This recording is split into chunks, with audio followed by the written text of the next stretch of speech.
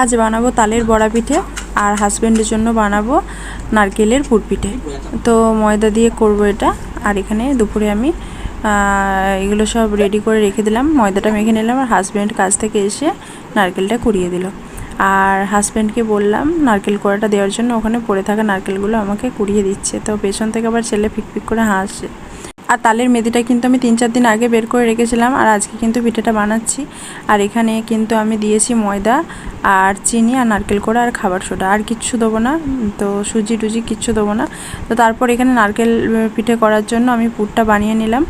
আর এখানে কিন্তু একটা একটা করে আমি লুচির মতো বেলে নিয়েছি, আর নারকেলের পুরটা দিয়ে এভাবে করে মুড়ে নিয়েছি। আর তালের বড়া পিঠেটা বানাবো বলে ব্যাটারটা তো মাখিয়ে রেখেছিলাম 10-15 মিনিট।